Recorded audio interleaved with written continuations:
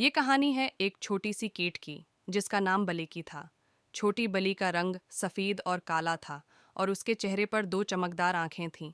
ये बहुत मुलायम और दोस्ताना बली थी जो हमेशा लोगों की मोहब्बत हासिल करती थी। एक दिन बलीकी गांव के बाहर चली गई और काफ़ी दूर निकल गई और रास्ता भूल गई। वो काफ़ी देर तक रास्ता तलाश करती रही, लेकिन वो रास्ता भटकती रही कि आखिरकार एक पुलिस वाले ने उसे पकड़ लिया, जिस पर बलेकी बहुत परेशान हो गई थी और वो अपनी मालकन मारिया को बहुत याद कर रही थी। पुलिस वाले ने बलीकी को अपनी डायरी में दर्ज करके शहर के थाना में ले गए। वहाँ पर उन्होंने बलीकी के मालकन मारिया की तलाश जारी रखी और इसको बहुत सारी बलियों को उससे मिलाया जा रहा था, लेकिन किसी और बली को इसके बारे में कोई खबर न थी।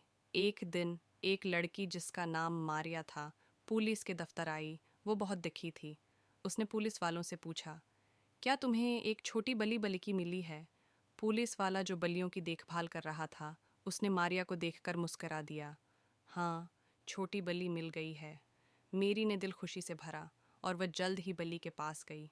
जब वो बली को देखा तो बली भी उसे देखती रही और पूरे प्यार से उसके पास आ गई। मारिया बली को अपनी गोद में उठा लिया कर अपने घर ले गई। उसने उसकी पूरी तरह से देखभाल शुरू कर दी और उसको दूध पिलाया और खाना खिलाया।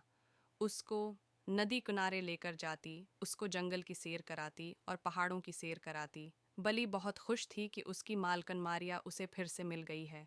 उस दिन के बाद से छोटी बली कभी भी अपने घर से बाहर नहीं निकली। वो हमेशा अपनी मालकन मेरी के पास रहती और उसके साथ खेलती, मोहब्बत करती और खुशी का इजहार करती।